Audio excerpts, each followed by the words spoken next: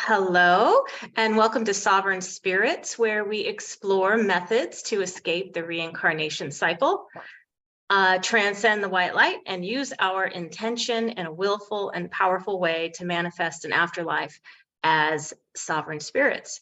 Today, we will be discussing near-death experiences, and I am here with co-creator and co-host of the show, Wayne Bush. Hi, Julie. How are you doing? I'm doing quite well. Thank you. Good to see you as Good to see always. you. I'm excited about doing this discussion, and I think I'm going to be learning more than the first time I heard you talk about near-death experience, the first few times I've heard you talk. So, yay, we're doing it. Yeah, I'm excited too. I mean, I think the near-death experience one is one of the most important ones of all. I mean, there's just so much great information in them. And of course, it's like the initial glimpse into what happens immediately after death. So that I think that gives it a little extra oomph there. So yeah, I just want to say that I don't pretend to know the truth about what happens after death. It's not my intention to generate any fear or anything, but I just want to impart information that can help empower people in making the best decisions possible after death. So, therefore, we look at some of the evidence that's not often discussed. And so we're not telling anyone what they should do after death. And I'm just sharing some of the evidence of what I've found in the research while looking for, contradictions, inconsistencies, anomalies, and deceptions. There's just a small percentage of the overall data, but I feel they're very important when determining if something is trustworthy or not.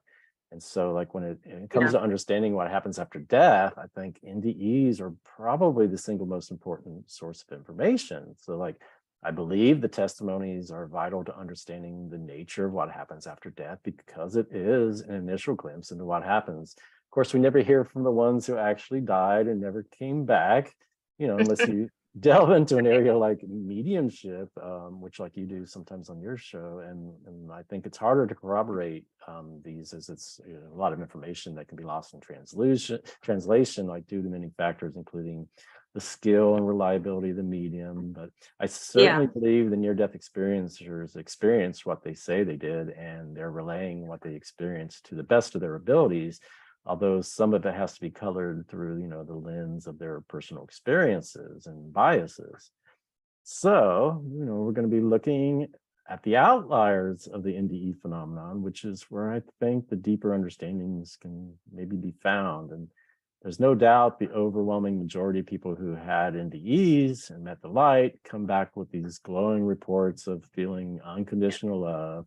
And they feel the experience was extremely positive. And we've all heard these countless positive accounts. I just want to bring a little balance to the discussion, before everybody just goes rushing into the light and not thinking about it. I think we should like step back and evaluate. And I'm not necessarily saying that just because there's a small percentage of concerning accounts that like the whole phenomenon has to be nefarious.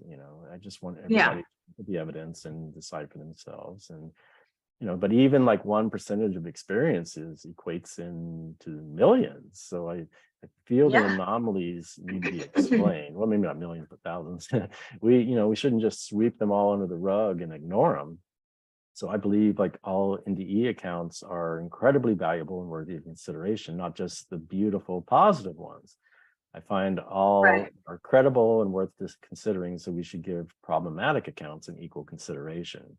Yeah. Because things are not always as they seem. I mean, farm animals may feel love for the farmer who owns them, that wants to butcher them one day. The farmer may take care of them and protect them from harm, but he still may not have altruistic goals. So I think we need to keep things like that in mind. We can't just assume that because we feel love that it's, all unicorns and rainbows, and I think enough anomalies can be seen as red flags and these aberrations that people need to reconsider whether going the white light death is the best option, as opposed to considering other options. There's probably all kinds of options besides just going into the white light. So, after all, like half or more of the NDEers report being sent back against their will or manipulated into doing so. Some say they were given a choice, but I mean, how do we know they wouldn't have been forced to come back had they chosen to stay? In this world, when someone's forced to do something against their will, it's a crime. I mean, if you take money against someone's will, it's stealing or robbery. If we take sex against the will, it's rape. If we take a life against someone's will, it's murder. But I mean, somehow the light somehow gets like a free pass as being loving, even though they're sending people back to do things against their will. So, we should look at the acts and not just the feelings. And, like one guy said, he asked the light, the being of light, are you really the Virgin Mary, before it showed its true identity? So, is that lying, or is it being deceptive, or is it just trying to appear to somebody like in a comfortable form? These things need to be looked at a little closer, I think. So I've identified, like on the website, identified like over 50 different categories that are associated with NDEs. And I'd like to go through a few of them. What's that? You're talking about the Trick by the Light website. Trickedbythelight.com. And that'll be on the description, but I think it's already also on the profile of the channel. Yeah. But the one you were just talking about, like someone had said, oh yeah, I'm the Virgin Mary, and then they kind of said, oh no, when asked, they said, no, I'm actually not.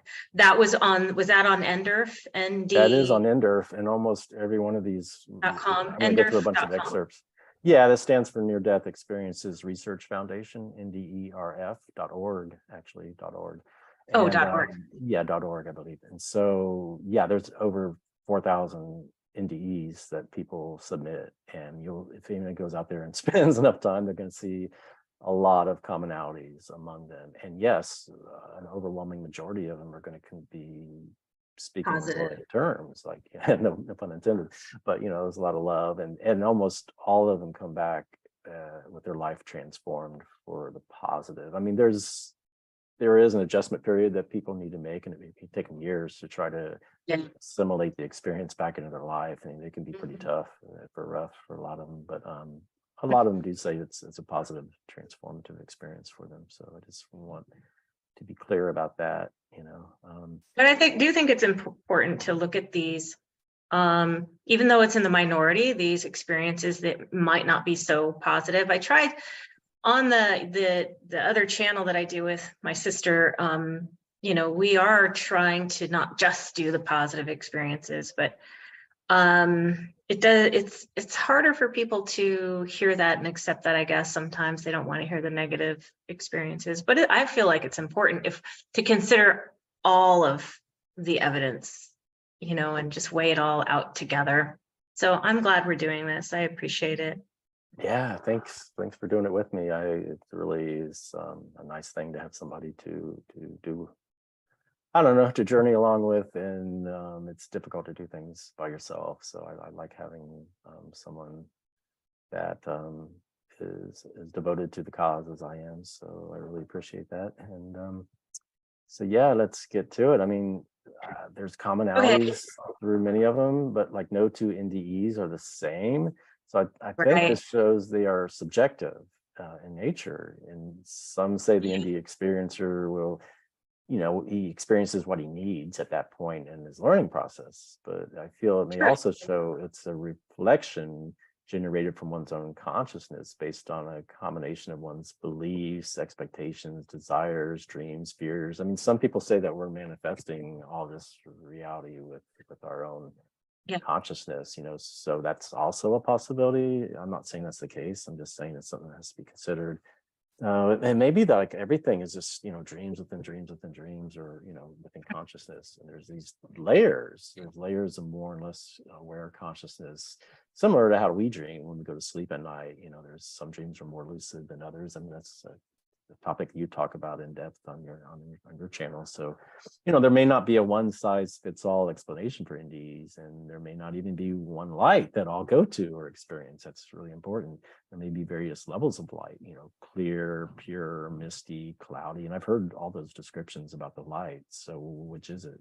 It could just be someone's going to the purity of their own heart's level, or something like that. But it's something that corresponds to the level of the purity of one's heart. So just in the interest of time, I'm only going to be reading like a few NDEs from these categories to just basically illustrate the pattern or trend. And there's at least a dozen or two or 3 dozen others I could read, and sometimes hundreds. But the first category I wanted to take a quick look at is what happens immediately at death and what the soul looks like. So And these are, again, these are all of them are from the enderf.org. Is that correct? well, Or the majority of not every single one of them. I'd say Okay. 95% of them. A lot of times I try to, if it's not, then I'll say, well, this came from this other source. But Okay. these, I think almost all of them are NDEs. I think there's one by a guy named Victor that was called it was either an STE, a spiritually transformative experience, or something like that. But there's this researcher, Pim van Lommel, who published a book, Consciousness Beyond Life, and it contains a lot of statistics. And he was writing about the NDE research of Kenneth Ring, who's like one of the co-founders of IONS or co-starters. And he says rings. IONS. And can you just say what that is for people who don't know? Oh, IONS, yeah. IANDS, that's the International Association of Near-Death Studies. And it's been around since, I don't know, it's been around for decades, and it's like the most prominent research group where like, almost every city has a local chapter where you can go to and meet with people who've had near-death experience, and you get like a really inside story to what they experience. But Van Lommel writes about Kenneth Ring. He says, Ring starts with the affective phase, which includes feelings of absolute peace, calm, surrender, and bliss with the end of pain. And this phase is nearly always experienced as positive and occurs in 60% of all cases. And then for Ring, the second phase is leaving the body and is reported in 37% of cases. The third phase, which is 23%, people arrive in a dark, usually peaceful environment. And some linger in this phase while others hurtle through a tunnel towards a non-blinding, exceptionally bright light, which radiates unconditional love and acceptance. And the fourth phase is described by 16%. And the fifth and final one consists of entering another unearthly dimension of unbelievable beauty where people hear beautiful music and occasionally meet deceased friends and family. So I just want to get it out there that not like everybody has an near-death experience, goes to the light or meets the light, has a conversation with the light, dead relative. I mean, the majority of people they don't experience that. Interesting. Yeah. Yeah. So, but it seems as the further they go along in the experience, the more the light will appear. And so the soul, interesting enough, it's often described as being a translucent liquid light or a plasma. Yeah. So like Laura L, she says, then in another second, I was standing on a river made of liquid light. There was grass and landscape, but it was all made of this light or had the light in it. Anthony N said, I was just pure consciousness with no body. In the other place, I had a physical form, but my body, like everything else there, was like it was made of liquid light. Jill D said, the pulsating liquid light that radiated peace, joy, and love. And all these accounts are from Ender. Donna said he said his life was sort of a liquid light that was poured into a beautiful vessel of some sort of scale. I think in that one, she was writing the account up for her father or something like that. 95% of the time it's them doing it, but sometimes they're older. And so their son or somebody may fill it out for them. Chris D said, suddenly I felt as if I was in a bright light. It was tinged with blue and silver, like a plasma ball you see on sci-fi movies. There was electricity to the ether. It was unreal. I was floating. My entire body, if I had one, was invisible. Even my eyelids and head were invisible. And then JB, I believe it is, says there was no reference points, no up, no down, no right, no left, just my concentrated essence, my I that had been falling into itself and becoming smaller and smaller. I became aware that there was a multitude of other eyes around me, like stars studying the sky. There were eyes, egos, these all-seeing eyes were scrutinizing me. But then he goes, they drew a white, brilliant, fluorescent, living, plasma-like, palpable light graphic in the darkness. in Gregory C said, I observed another spirit entering the room. It wasn't as large as me because I was pure plasma, a glowing bodiless form that was pure energy and intelligences. I was neither male or female. My vision was 360 degrees.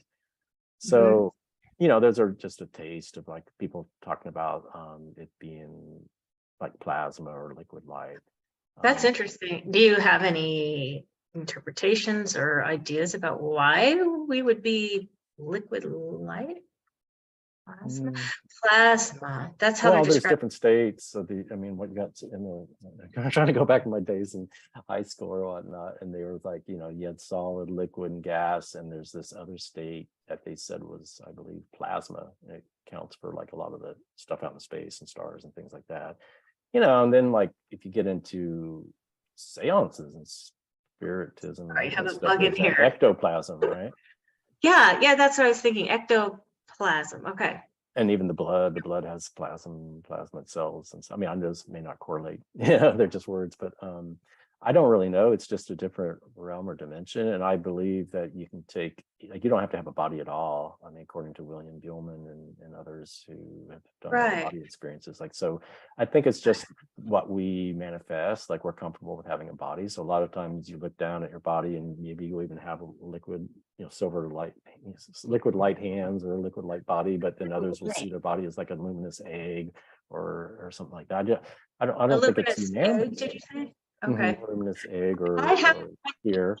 I think I've shared with you, I've been out of body, and it's like translucent bluish light. Yeah. Right. So I just think that you can take whatever form you want, and that a lot of people are comfortable in different forms, but you don't have to take a body at all. So I guess be a point of consciousness. Yeah. Right. Be a point of consciousness. I feel, I even out of body experiencers, and I have as well, can experience being manifesting into these different kinds of forms, whether it be an orb or a point of consciousness with no body or a cloud, or and like I said, different kinds of unfamiliar but unfamiliar forms.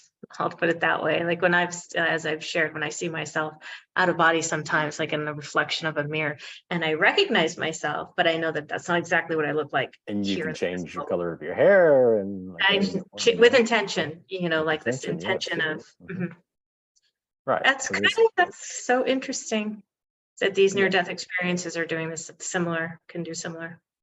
Yeah, and we'll get into that like towards the end when we talk about intention and how we can manifest reality and all that kind of stuff. So, I've studied whether souls choose to go to the light or whether they're pulled there automatically. And I was just putting in the notes for this show. I was pulling some stuff from my website, and when I wrote it up, I wrote, it's my opinion that by far the vast majority more or less go automatically to the light.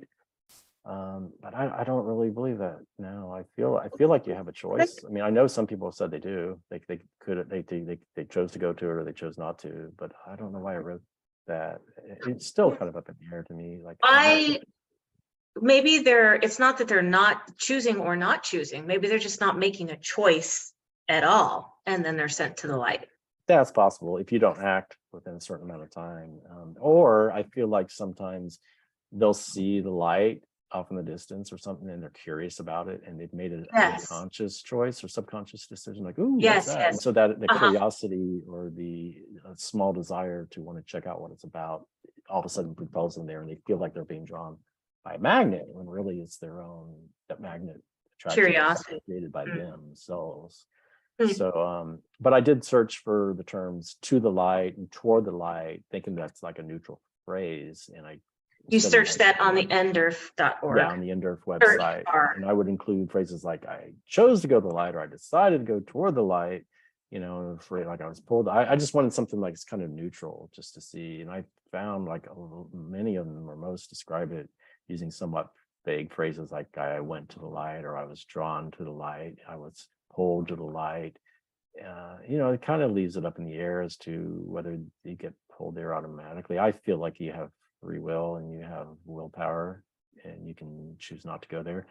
But a lot of the NDErs are kind of like they don't feel like they're really in control, like they're just there and all of a sudden all this stuff is happening around them. I mean, they may be Yes. sitting there in darkness, but I don't know. It's kind of like DMT, those experiences, like they're totally, it seems like it's out of control, and the beings or whoever are there in that realm are the ones that are just taking him for a ride, so to speak. But so like some of the examples, like Stephen L, I think said, next thing I know, it's like Star Trek and a warp speed kind of thing. I was literally flown. Maybe flown is not a good word. I was transported fast into the light. And then Paul M said, at this point, the white light appeared. I felt I was moving towards it and was feeling better the closer I got to the light. Mary S said, in the distance, I saw a light and went back into the light. I don't remember having gone through a tunnel. So not even everyone goes through a tunnel. Right. T said, then there was one of incredible dimension, brightness, beauty, majesty. As I was drawn toward, she says, combined with earnest choice, could see complex shapes and colors and dimensions where the colors and shapes were overlaid one on another. And she said that she had this dimensional impression of a most loving being that drew me to him, invited me in, and pointed the way to the light. Dan A said, I was alone and scared in complete darkness when suddenly I saw a little tiny pinpoint of light. As I stared at it, the light became brighter and larger and closer, like I was moving toward it, or it was coming to me very rapidly from a far distance away, until it was so large and bright it was like a wall of light. Proceeding into the light, I was immediately filled with the light and filled with the most amazing peace, warmth, and joy. Suzanne RP said there was a light tunnel of light and I was in the light. I did not have to go to the light. Bonnie VB said it was very tiny, and then I felt myself leaving my body, going up through the grates and into the light. I was being pulled up through a tunnel that opened into the most beautiful white light that I could ever describe. When I was fully into the light, I realized it was the most incredibly beautiful light I'd ever seen. So I don't know, you just read through hundreds or thousands of them and you get a wide variety of how they describe it. I kind of think that initially you're in a darkness. I mean, it's not universal for everyone, but a lot of the ones I read, you're just in this void or darkness, and that's why the pinpoint of light appears off in the distance, or you'll see a light. I mean, usually, like they're talking about being drawn or pulled or going to the light, so that implies to me that they're not in the light right away. Sure.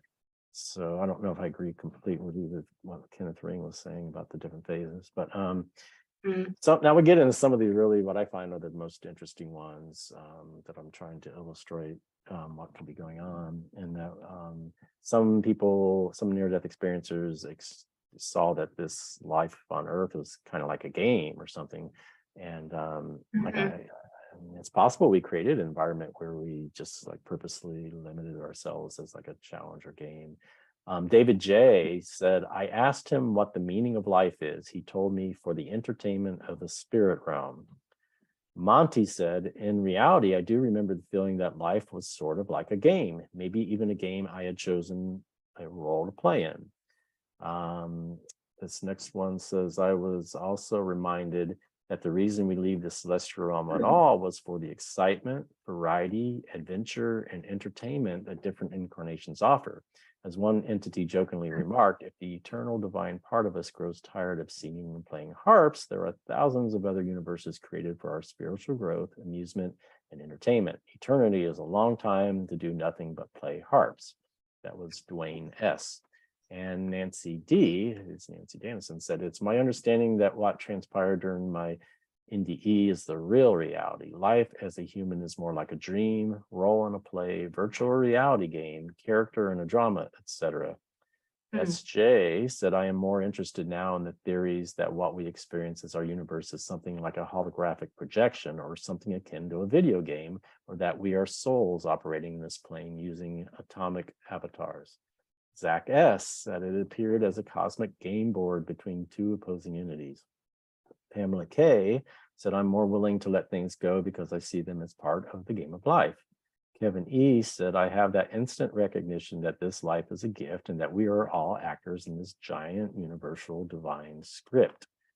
Kathleen W said, human beings do what they do because they are engrossed in their life, and interactions happen because they're playing out a script. And you cross their paths and become a character they need to complete a scene.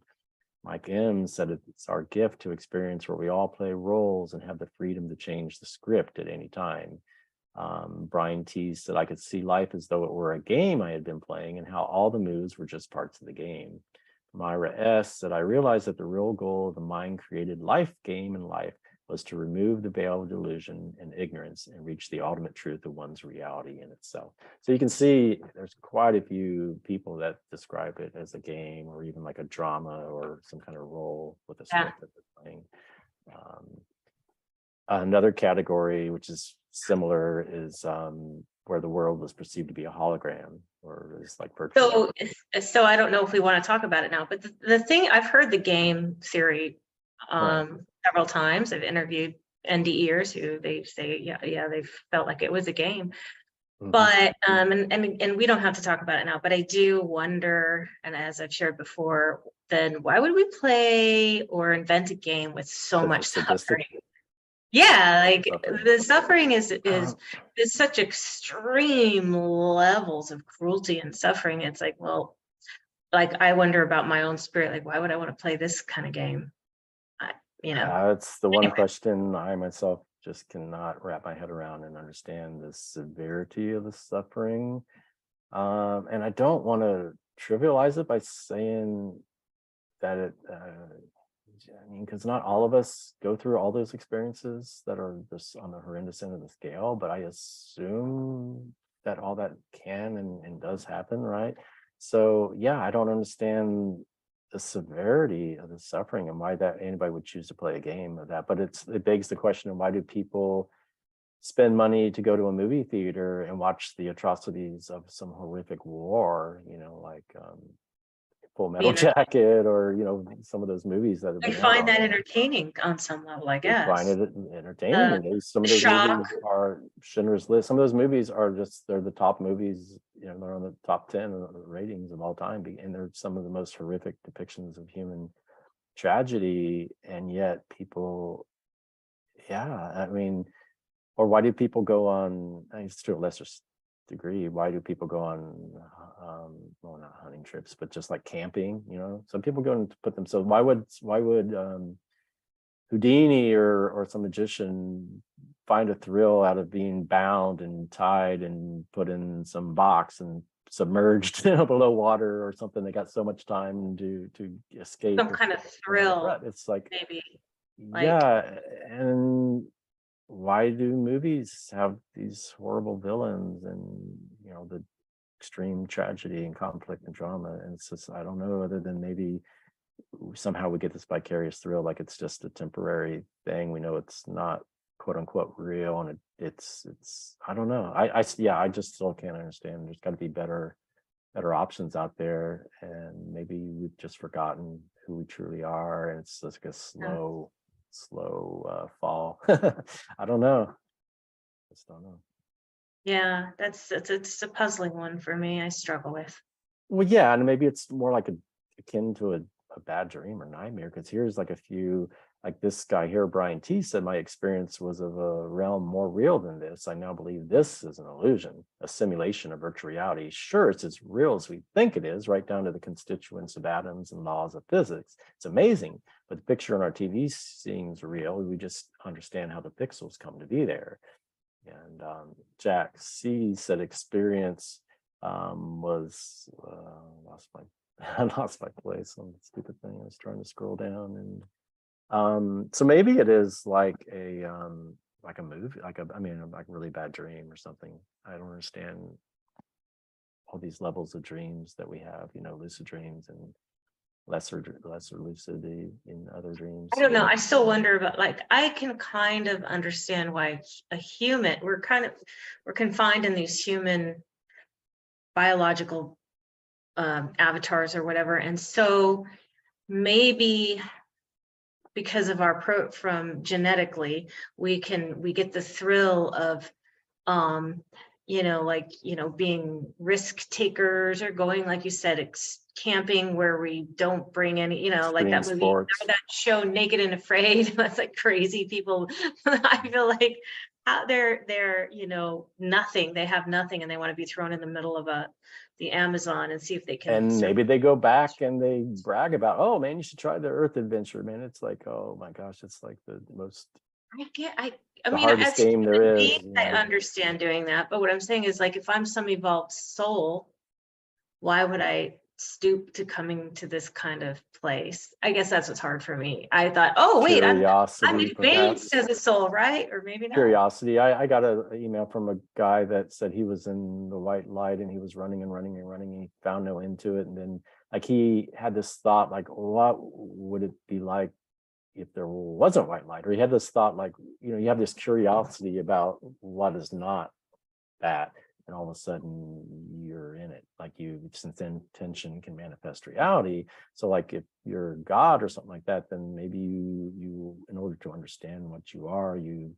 kind of look at what you are not. And so it's just like and also there was that movie, I believe it's called Bliss, that we watched.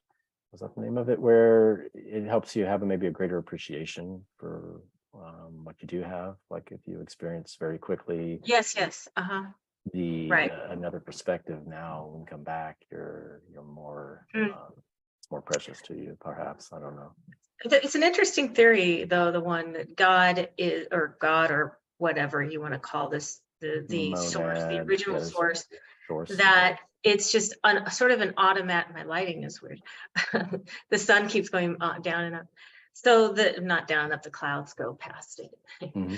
But that source is sort of automatically getting to know itself. Like that's the existence of source, just to getting to know itself, so that it's just given that it's going to also experience what it's not. So that's kind of would explain extreme suffering and cruelty and all of that a little bit for me.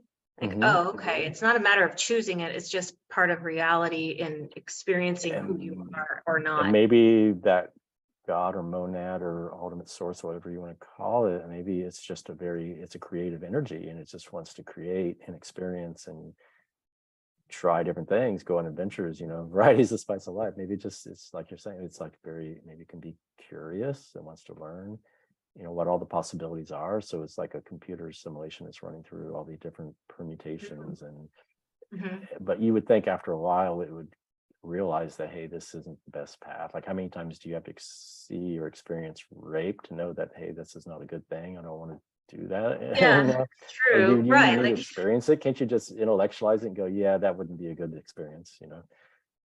That's what's confusing to me.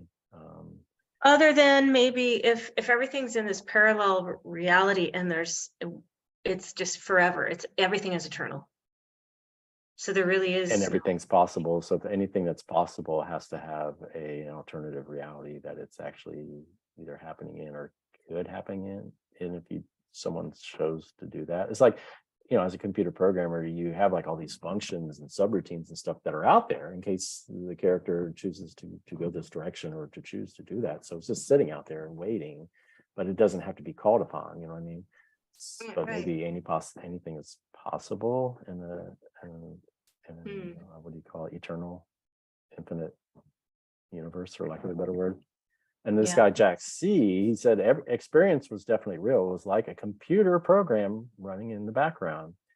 And we'll visit it in other shows, but there's this notion of like, artificial intelligence, and that there's this lesser God or false God or a copy of God that's actually the one that's in charge of all this. And so but you notice there's a parallel with near-death experiencers going back, and they have these life reviews, right? And so like the being of light or whatever, they're like really, really interested in all the different experiences that the person's bringing back. And so it's almost like we could be the hands and fingers or the little minions that are out running around having these experiences and reporting back. And it's like, realizing all this and trying to learn and understand everything. But Arlene H. said, we are not flesh and blood, but more like holograms. And Romy said, I was connected to everybody in a multifaceted light web, a DNA like hologram that was in perfect order. James H. said, I could see a green grid made of light flowing under me. Marie W. said, I was traveling through planetary systems and solar systems and things called universal grid systems. Stanley S. said, we live in an illusion of this earthly life inside our bodies while our spirits, our souls, are trapped within us. Veronica A. said, somehow I began to move through some kind of brightly colored geometric figures that served as a sort of matrix, yet I did not feel alone. And Fred B. said, I could see and feel the energy of the universe, understanding the living connection between all of our multiple entities. I would see myself existing in a matrix-like laboratory connected to a computer and generating multiple copies of myself through many different realities. Now, I happen to remember that one was a DMT, or it was not DMT, it was ketamine inspired, but they included it on Endorph, but they differentiated between a technical NDE and that. Haffer said that everything is part of an essential game of life itself. That's why this temporal human illusory creation exists, as though it were a matrix within another matrix, and this within another, multidimensionally until we wake up. Mary D. said, I drifted through the field, not in any particular spot, and I observed how the particles were organized in this matrix. And in the matrix, the particles were not touching each other. Not a single one was touching any of the other ones. They emitted a light, and the rays of light from one reached the rays of light from the other, and they entangled, and those lines of energy kept the distance stabilized. Peter N. said, at times it seemed to me as if the space was not all simply space as we understand it, but had some kind of matrix structure within it. Linda G. said, I was being shown this in my mind, the universe in a multidimensional grid, but not exactly. I saw various planes crossing and intersecting. I was giving the picture of a grid in my mind with energy that was vibrating at different speeds. And finally, Linda S. said, the lights, a connection to the humans, which were glinting off the beings, were so bright and expansive, they interconnected, forming a sort of light grid. I remember reports and books on the near-death experience of people seeing grids on the other side that they didn't know how to explain. So, like, even though that's a very rare thing, like less than 1% of people would see grids, there's enough people that are seeing grids. I mean, just because 99% of the people didn't see that aspect of the universe doesn't mean that it's not part of it. It's like, I think everybody's like seeing a different piece of the puzzle. And if you take all the pieces and try to put them together, you might get a better idea of what the whole of reality really is. So it's just interesting that they're using terms like matrix and grid and that sort of thing, because that does kind of sort of tie into, I guess, maybe or they've looked at the body as like being a prison or something like that. So that kind of ties into what is called the Gnostic, theory or view of reality, which we'll touch on in like a different program perhaps. But so yeah, there's these different ones. I got even some more here that talk about NDEs as like illusion or life as a dream or life as a story. Well, if like it's a dream, if this is a dream, and I wonder, because they go, oh, they're out of body or they're in a near-death experience and they're thinking this is hyper real. Now this feels real, but what if that's another dream, and then there's another hyper real place above that, and so on and so forth. The dream and a dream and dream and dream. Yeah, I don't know if dream is it's quite the right word that they're trying to look for. It's just a very less, like you're saying, hyper reality. Like it seems less real. It's more dream-like. I don't know if it's totally a dream.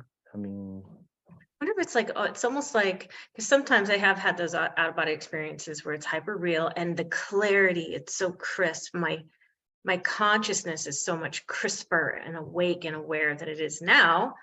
But I'm sure there's other additional levels that we can get to. Yeah, there's just levels within levels within levels, and how deep the rabbit hole goes, you can only imagine. I think we are deep in the rabbit hole, maybe. Mm-hmm. Oh yeah, exactly. Out of the rabbit. And that's what worries me about this progressive move towards artificial intelligence.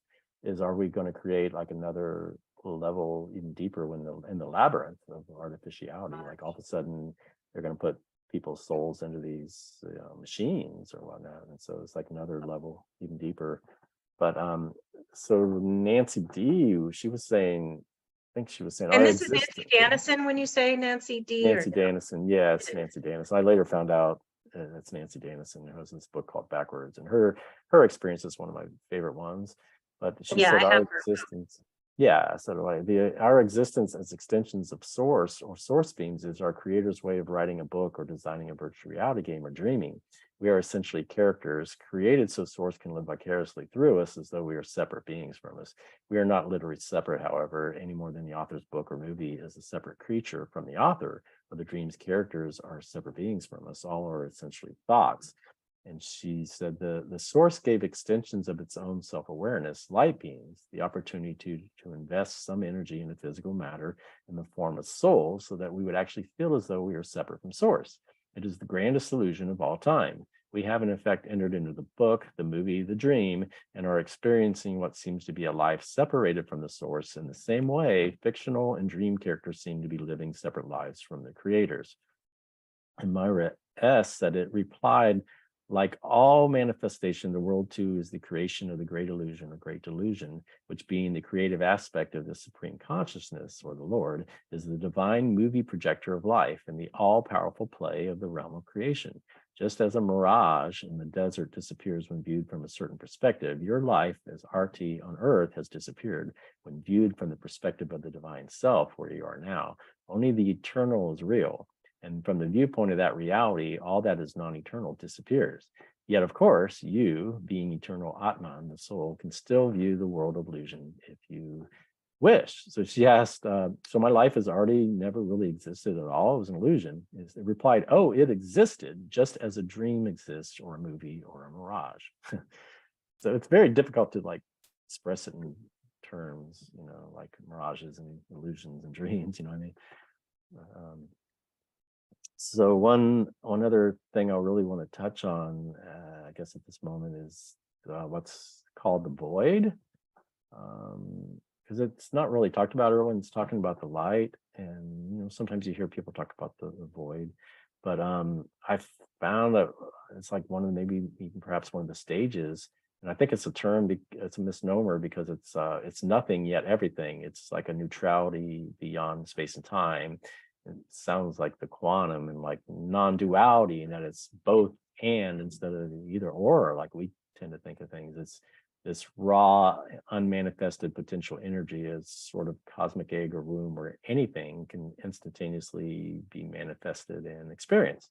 So a few examples of that is Jen C said, I then felt myself being pulled up out of my body and out of the hospital into this vast void that was both dark and light. It was silent and still, strange but peaceful, more consciousness and alertness than normal the moment I entered the void. And then Kyle W said, during the first experience, I found myself slowly drifting out of consciousness until I was completely in a void of darkness. I had no sense of time or space. I watched as a bright light came out of the darkness toward me. I joined with light, then I became conscious and found myself on the ground. But he was saying when he was second NDE, he had joined with the light. He noticed how everything came to be. He said there was nothing in the void. All of a sudden, the light was created from the void. Then I came back to consciousness, lying in his bed, not knowing how he got there. And then third experience built on the other two. He said he found himself alone in the darkness. I was the one particle of light in the void. I became lonely and bored, so I split myself into 2 parts. Then I split into 4 parts, then 8 parts, then 16 parts. I kept doubling myself repeatedly until I became everything and everyone. He said, in the end, it's all meaningless. We as humans have been created in our own image. We are God split into separate beings. So you don't know like what part of this is their own lens, their own filter of their experiences on earth and their own belief systems, and what they actually, are they adding to the experience, with their thinking afterwards. Well, so if the void is something that more than one person has, and they don't know, they've never heard of the void before, how is it that there's got to be maybe something, if these commonalities, wouldn't we find more truth in the commonalities maybe? Like, so, I guess there is some kind of void then in there definitely, there's a lot. There's like, I actually went searching on Endor for the term void, and I think I found like 200 of them, and I went through each one of them. I was trying to determine whether the void was like positive or negative, or I want to go to the void or don't I want to go to the void. And I think I found like at least 2/3 or 70% were like positive experiences. Well, from when I initially I was like, that's not good enough for me. I don't want to go to the void. But then I thought, well, well, wait a minute, maybe those 1/3 of the negative ones were created because of their fear. Like a lot of us are afraid of the dark. And from a little kid, you're Yeah. in the dark Yeah. and you're afraid. And so I looked at it more like they panicked or they manifested as something negative because of their fear of the dark. Whereas other people, they were in the dark and they absolutely loved the peacefulness there of it. And Hmm. so I got personally, if it really is like a womb of creation where you can create anything at all, then I'd look at that as being better than the light, because according to that one NDE, the light was created out of the darkness, and it's even mentioned like in the Bible in the beginning where it talks about the void or whatever, what is it, the nothingness, and then there's little, let there be light, that kind of thing. But Mhm. there's like 4 more that I just want to touch on, and I've got like I don't know 24 that I picked out on my website that are like really good exemplary examples of the people that looked at the void as being like really in a positive way instead of like in a fearful way. But Anthony S. said, a strange sense of duality from time as physical beings perceive it, as if time had absolutely no real meaning in this form. So much was exchanged and yet seemingly nothing at all, as if everything was known to me, but that there was nothing at all. It was like being a part of absolutely everything at once, having no sense of individuality, but also like a total void of anything, save a sort of sense of peace and contentment. So very hard to express, a glimpse into both everything and nothing, I guess. Trevor Orr said, when I first passed out, I entered the void darkness abyss. It was everything, yet nothing. It felt as if it were raw, unmanifested energy. I didn't feel loneliness or any negative emotions, nor positive emotions either. I felt imbalance between the two.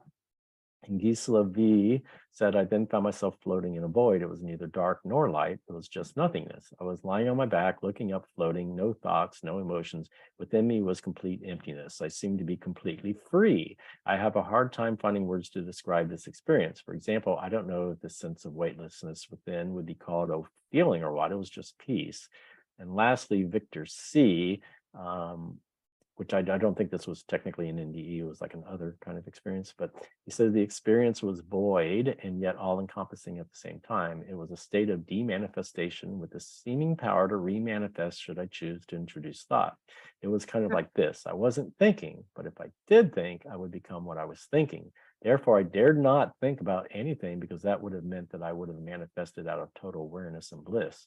Being in this state was beyond bliss. You want to stay there and not do anything to disturb it. I lost awareness of my body. So, and then there's this one near-death experiencer, Melvin Thomas Benedict, which is one of my favorite ones. And he talked about the void. And he said, it took me years after I returned from my near-death experience to assimilate any words at all for the void experience. I can tell you this now, the void is less than nothing, yet more than everything that is. The void is absolute zero, chaos forming all possibilities. It is absolute consciousness, much more than even universal intelligence. The void is the vacuum or nothingness between all physical manifestations, the space between atoms and their components. Modern science has begun to study the space between everything. They call it 0 point. Whenever they try to measure it, their instruments go off scale or to infinity, so to speak. They have no way as of yet to measure infinity accurately. There is more of the zero space in your own body and the universe than anything else. What mystics call the void is not a void. It is so full of energy, a different kind of energy that has created everything that we are. Everything since the Big Bang is vibration from the first word, which is the first vibration. The biblical I am really has a question mark after it. I am, what am I? So creation is God exploring God's self through every way imaginable in an ongoing infinite exploration through every one of us. I began to see during my near-death experience that everything that is the self, literally yourself, myself, everything is the great self. That is why God knows even when a leaf falls. That is possible because wherever you are is the center of the universe. Wherever any atom is, that is the center of the universe. There is God in that and God in the void. As I was exploring the void during my life after death experience and all the yugas or creations, I was completely out of time and space as we know it. In this expanded state, I discovered that creation is about absolute pure consciousness or God coming into the experience of life as we know it.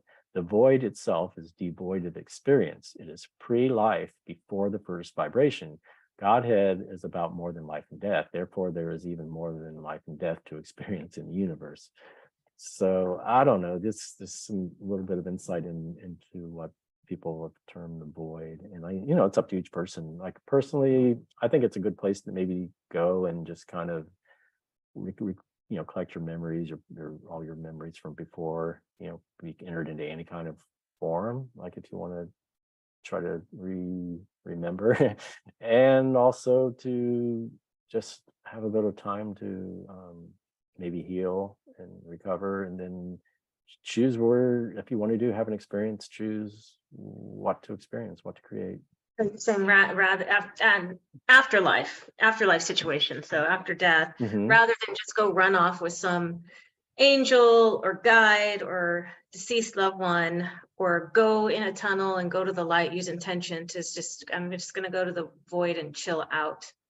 Yeah, chill out for a while, Relax recollect your memories, see, maybe re-experience why you even came to Earth at all in the first place. Set up a sphere of protection around yourself, which we'll get into some of that stuff later. But I think, and then try to see what the best possible, what all your options are, and then choose the one you like the best, instead of just going to this first light you see, and then chances are they're going to try to convince you that you need to come back to Earth for thousands of times to quote unquote grow spiritually, or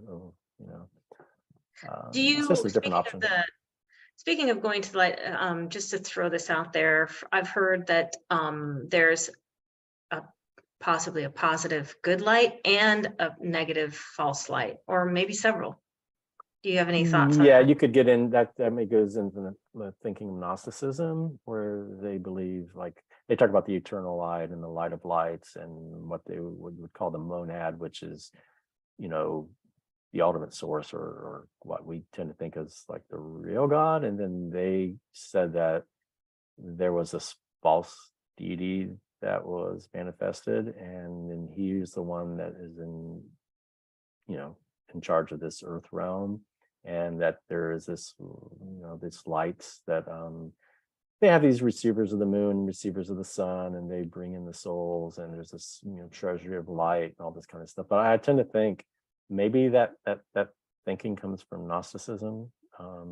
You're talking about like a false light and a true light, and so to the Gnostic way of thinking, the true light is the real God, which they call the monad, or there's different names. But then the false light would be the light in the astral realms. This demiurge type being is using, it's drawing souls towards, so that it can it just gets too deep to get into. Maybe we can do another episode on that, right? On absolutely, it's really interesting stuff. And so so you're saying one thing we've been talking about that's very important to us is the, after death, put up protections and go to the void and try to say, look, use intention. You have to go to the void. I want my memories back already. Use intention, right?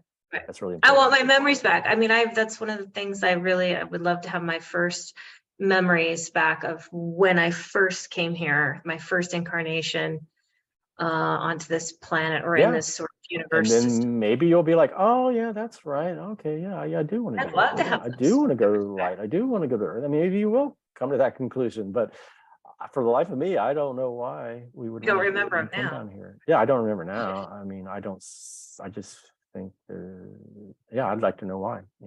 Was I forced to come here? Was I tricked? Was I just like some guy with a fancy suit and a brochure was like, I forgot to read the fine print before I came down. It's like, hey, wouldn't you like to check this place out? I signed on a dotted line. Started on the dotted line. Yeah, I just want to know why, and then I'll make the decision based off that. But you got to be certain that what your memories you're bringing up are true, valid memories. And I think if you set up a protection and you set that as a true intention, assuming we are sovereign spirits, then we can manifest whatever we intend to do. Then we should. Like I don't think we should have doubt and fear. If these other beings can force us to do something against our will, and they might try to talk us into it. It's like, hey, you ought to check this out. But that part of that's, we got to be more careful with what. It's more discerning and cautious. There's nothing wrong with that. I don't think there's anything wrong with that. little more discernment. Discernment, for sure. Absolutely. I did not put the timer on. I don't know how long we've been going. I think it's been about an hour, and I didn't know if we wanted to like stop here and then do another episode, or if you had a few more things to talk about before we close. I've got a lot of stuff. Yeah, we haven't even got into all the good stuff really, but we could maybe end up doing it in several different parts. Like we could stop here and then do another one. Okay. Well, I mean, we can just continue on, but maybe at some point we want to break this part up into separate. Break it up into categories, and yeah, I'll put timestamps. I'll go back on and put timestamps in it, and then yeah. But would you just keep going? I mean, while we're on a roll, as long as you got light left in the apartment. Yeah, it's 2:00 my time here, so a little more light left. You want to go for a few more minutes? Because I wasn't sure which, like where you'd want to, where is a good breaking point. I don't know. I don't know. We've got a lot of stuff to cover. I was just going to talk about the tunnel next. Okay. Yeah, let's do that then. Hold on, let me see what else is after that. The being of light itself, and the love, and how it's a collective soul and potentiality of like merging with the light. And there's a mission and the meaning of life, what they asked, and then there's all this stuff like crystals that are experienced. And then it starts getting into the guides and angels and the council of beings and the aliens and coming back where they force you back kind of thing. And then ultimately, we touch maybe on a few that talk about the moon, and then ultimately we'll get into the recycle reincarnation thing, but then at the end, the intention and how we can manifest our own reality. Maybe we can do a little more and then finish up tomorrow. Yeah, let's do a little more, because I think the tunnel, at least that one relates to what we've been talking about, the NDEs with the tunnel. Right. Let me get back to that. Let's see what that is. Yeah, so I guess whenever you want to continue, we can just go on, right? Yeah, so like another aspect, a huge aspect that everyone hears about with NDEs is this tunnel, right? And it's mentioned by different names too. Some people call it a pipe or a vortex, or some people don't even go through a tunnel at all, but there's rings that people see, or there's they mention vibration and colors, like every color of the rainbow, and then maybe some we don't even have here. And there's incredible music or tones, maybe even bells and chimes. They mention wind, and really interestingly enough, there's like magnetism and also electricity in the tunnel. Nancy D, she said, immediately I was surrounded by an earthenworks tunnel in vivid, vibrant color and detail, with the proverbial light at the end. Though the tunnel was just as real as anything I've experienced on Earth, I knew that I was not in a tunnel, so I wasn't fooled by its appearance. Upon realizing that I wasn't fooled, a flood of knowings about manifesting reality inundated my mind. I realized that we all constantly manifest what we call physical reality just by virtue of our thoughts, and that the only reason we are fooled into believing it is real is because of the limitations of human senses. And Jacob said, I observed my body as I was floating above it. I then found myself at the end of what seemed like a black amphitheater looking out across the universe. There was a vortex of white fire spiraling through space. It was a beautiful sight and looked very much like the electricity coming from a nuclear power generator. There were voices calling me to join this energy. Some voices were familiar, but most were not. I looked at the energy and said firmly, no, I want my own. No sooner had I thought it, a very slim pillar of white fire appeared at a distance from the large one. I said with satisfaction, that is mine.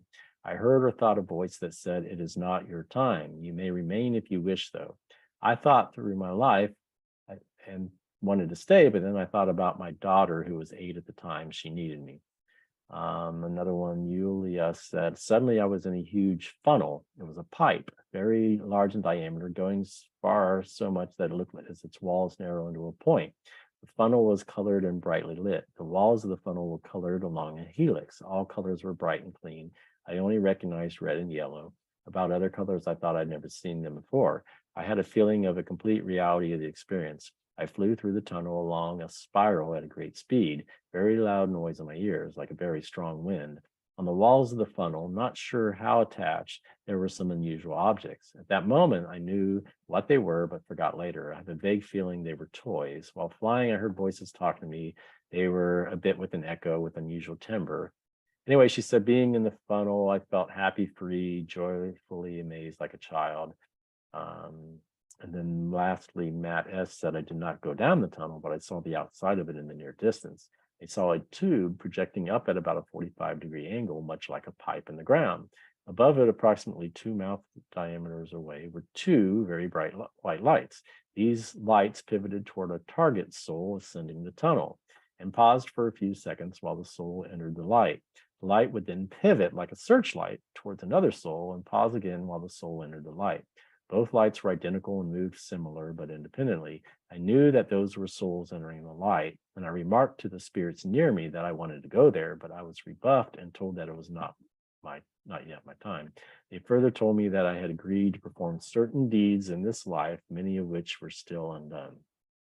That's interesting. That when they said that he had agreed to do certain things that he still hadn't done yet. I usually don't think I hear them saying, oh, they usually give like several reasons, like it's not yet your time, you have this unfulfilled mission, or something like that, right? They don't usually say, well, you agreed to do it, you made this contract or this agreement. But in that one, he sort of said that he had agreed to do certain things he hadn't done yet. And then once I get through the tunnel, there's dead relatives, there's gardens, there's crystal cities, there's beings of light, and sometimes a being of light, which many of them refer to as God, and others don't refer to as God. It's very curious as to why people ascribe that as God and others don't. But Lloyd P said the light was like a boundary, but it was transparent. I passed through into the light. It is hard for me to find the words to describe the feelings one encounters. I was blinded by the light, unable to see anything, but the light did not hurt your eyes. It was like looking into the sun a million times over a pure white light. I felt warm, safe, peaceful, and in the presence of pure unconditional love. It was like the light was absorbing me. My life was being shown before me. I got emotional. Maybe I cried. I was ashamed, but I felt the love and knew everything was all right. I know I was in the presence of God. And Christy C said the light was brilliant, but it did not hurt. As I passed into it, it glowed with warmth, love, knowledge, and understanding. Not just my knowledge, but knowledge of everything, complete understanding, collective but separate. Everything made sense. Joe B said, as my awareness increased, it became apparent that this white light was a knowing light. It seemed to be in love with me, amused at me, and intimately knowledgeable of every nuance of my being. As I rejoiced in this poetic sensation that light was emanating, a channel of communication was occurring. There was no physical voice. Light and I were exchanging thoughts, not just thoughts, but thoughts that were accompanied by a full range of emotion and depth. Viva T said, now in the light for eternity, experience a sense of being held, immersed, fully bathed, buoyant, one with the light, a golden light, warmth, embracing, wisdom from God at the center, and innumerable other unseen others poured into me to teach and explain to me the immense divinity of his overall plan from the beginning of time to the future. I don't know. So it's just, I know like Pamela, in one of her books, I'm trying to remember her last name. I think she has the one book called Beyond the Light or something like that. But she had asked if this being of light was God, and they said no, it's the breathing of God or something like that. Or like other people have asked if it's God, and they said no. But then other people came away convinced beyond all doubt that this is God. Well, if we're all, well, number one, how does someone say, I know it was God? How do they know? Right. And then number two, why is the light sometimes God and sometimes perceived not as God by other people? And if we're all gods, then maybe it is a God-like being. Yeah. But when we say God, aren't we meaning the original source? Does anyone ever feel like, oh, I've been in contact with the original source. Well, yeah, the word God can be misleading because, like, back in pagan times, there was all kinds of gods on the earth. There was the god of war, the god of thunder, the god of the light, the god, the god of this and the god of that. So back in those Which times, God are they yeah, talking we about? talked about all kinds of gods. It could be the god of this earth, it could be, but there could be gods of other earth. I mean, is it God little g or God ultimate big G, if there is such a thing as that? So yeah, it's very I don't know, just kind of confusing a little bit at different levels. I know there's this remote viewer that at first he thought it was God, but then he changed his mind later after he had like another NDE, because he said that the light had a border. And he said to himself, well, God can't have a border. God can't have like some kind of edge or limit. So then he changed his mind on that and then decided that it really wasn't God. So there's kind of an insight into, some people like to put labels on things. Yeah, to make sense of it, I guess it's part of our language to understand what we're experiencing. Yeah, I mean, like people like to just feel like they're in control and have a handle on things, and the mystery of it all and unknowing uncertainty kind of is a fearful thing for a lot of people. Yeah. But one of the aspects of this light is this some, I don't know, at least one or two dozen people, maybe three, mentioned this light as being a collective of all our souls together, like the billions of all our souls, like Of all the souls everywhere in all existence. well, I don't know about all existence, but maybe Earth, this Oh, little Earth. system that we're in, maybe It's not. collective. Yeah, there could be different lights, collective lights, and different Okay. planets. Yeah. I mean, I don't know, different universes or galaxies. There's the subcluster. There's all these different terms for, but yeah, I mean, and they don't really get into the specifics of all that. But like Ryan G said, I thought of the light more as a collective soul. Annie P said we are a collective soul group experiencing the balancing of duality. Alan D said somehow over the years I have mentally downloaded into my brain and understanding much of this mysterious knowledge direct from what I call the universal superconsciousness. This consciousness is a conglomerate of wisdom and knowledge of all sentient beings in our physical universe, also known as the collective unconsciousness, a sort of cosmic internet, if you like. Note is most definitely not Almighty God, who is the only infinite and eternal one. So there's Alan D saying exactly what we're talking about. He's saying it's not the Almighty God. Gotcha. Okay. Okay. JMH saying, I started wondering where I was, and I looked outside my light pod, which had no inside or outside, but for sake of description, I will say pod.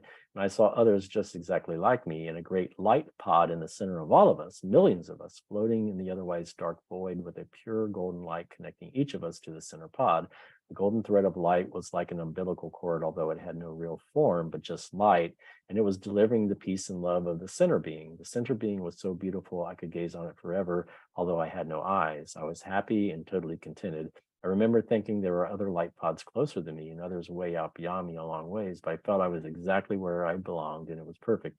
I felt the presence of my father's pod, and I don't know, where is this? Everything's connected and alive and held together with love. That was Laura M. Another person, Casper, said, we are all connected as one spirit. We think we do not have any responsibility to a stranger because we do not recognize them, but we do. I'm trying to find ones that actually mention the word collective, because there's quite a few of them. Let me just read this first one. I knew that what I found was the sum total of all knowing or wisdom of all people for all time, past, present, and future. All wisdom comes from this pool of collective knowing, and all we learn goes into it for the use of everyone. That was Jean. So this light presence of pure unconditional love seemed to be in me and around me, all pervasive, extending into infinity. And strangely, there seemed to be no difference between it and my light being. And even more bewildering was that this conscious, loving presence seemed to be not just my nature and substance, but that it was the nature and substance of all of existence. Drinking in the nectar of the loving presence which enfolded me, I saw with complete amazement very interesting transference starting to happen as a string of atoms started flowing out from within the left side of my electric body, disappearing upwards into nowhere, and almost as if from thin air, a much finer frequency atoms seem to be appearing from the right side and were entering through my right side into the same electric body.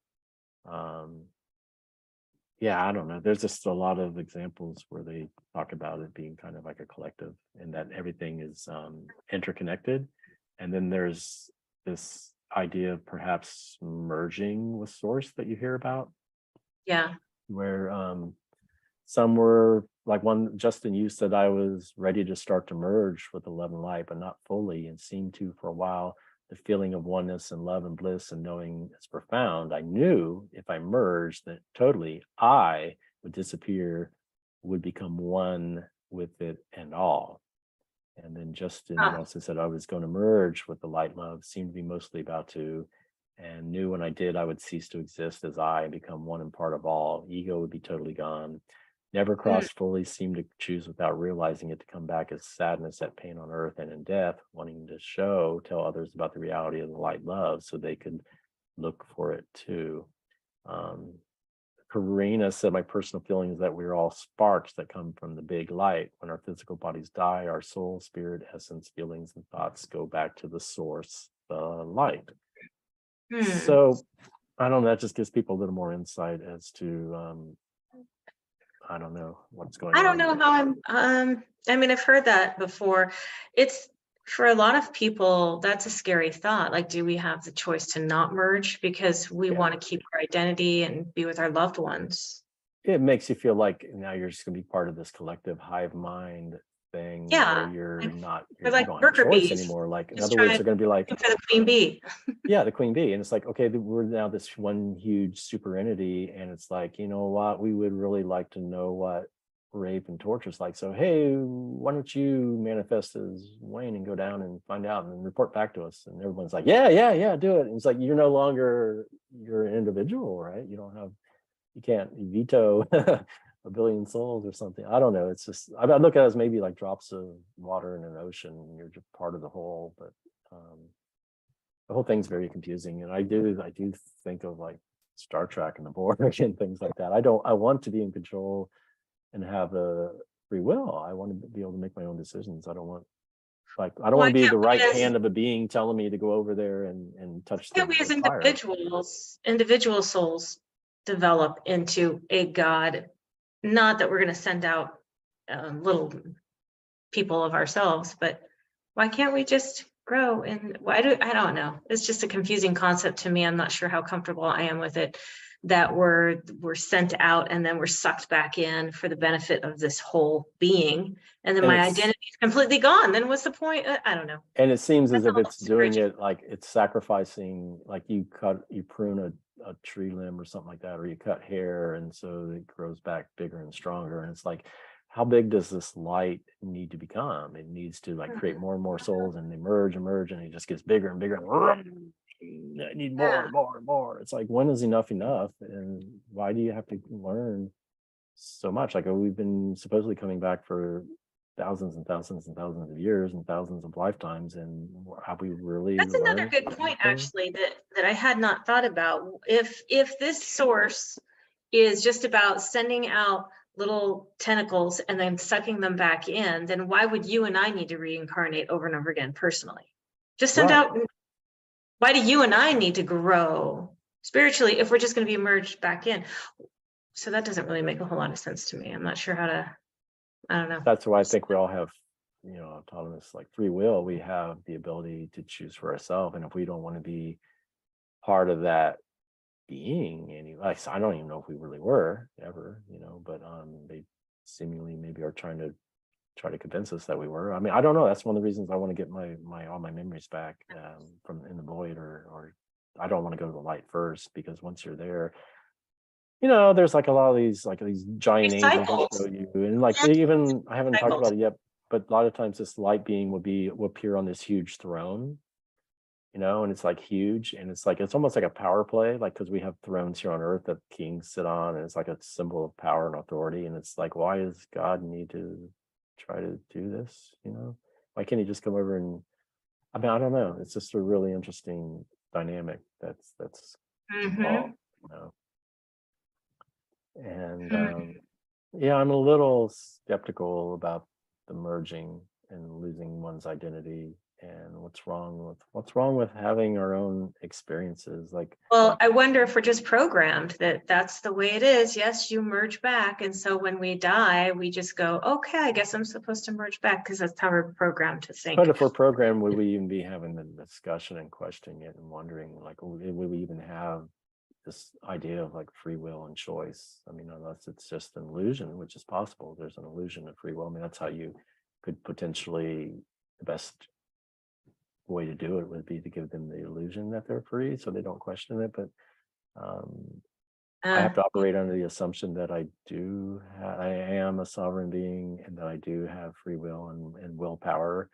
If you don't, then nothing's really going to matter. At least you have the hope that you do, you know. And I do think, because intention does seem to, and then there's all these, which we'll get into in like other shows, but you know, and as we go further into the NDEs, there's these guides and angels and even the council that show up that are like kind of, they say they're not judging you, but they kind of are. They're like basically saying you need to learn more and go back. And that's kind of a judgment, even though in near-death experiencers say that they're not judged, that they judge themselves, but they're seemingly talked into all these things like more and more lifetimes. And so one of the things you find with pre-birth memories is this notion that there are these guides that like help you plan your next life, pre-plan your life. And one of the notions is like, oh, you got to like choose these illnesses and injuries that will help you grow. It's all about over and over and over and over again. There's this really great book called Cosmic what's it called? Cosmic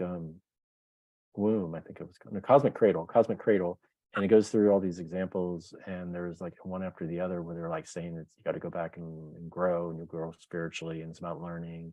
And then constantly over and over and over again, these guides are helping us plan our next life. And then like one case, the guide was like, you know, well, what kind of injury do you want to have in your next life? And the guy, oh, how about my hand? I'll hurt my hand. And the guy just, you know, as if it's just, you know, they really want something. You got to be, you know, debilitated or something, you know. It's like, evidently a hand injury is not enough for you to grow. And it's like, well, why do we have to grow? Aren't we like complete in the first place? Like everything over there is all this knowledge and all this potential. Then why are we needing to grow again?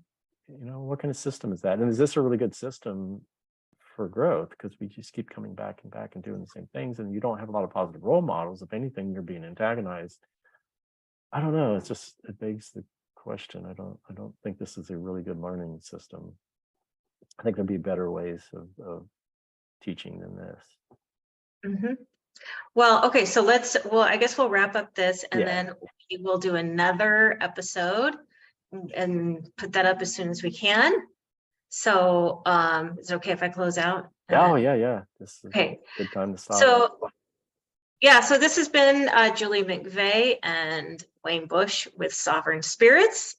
And if you enjoyed this discussion, please give it a thumbs up. And if you like this type of content, check out the About section, by the way, if you want to know more about the content we'll be sharing. Please subscribe, click on the bell icon so you're alerted to future videos. And we hope you're having a great day or evening, wherever you are on the planet. Yep. See you next time. See you next time. Bye. Bye.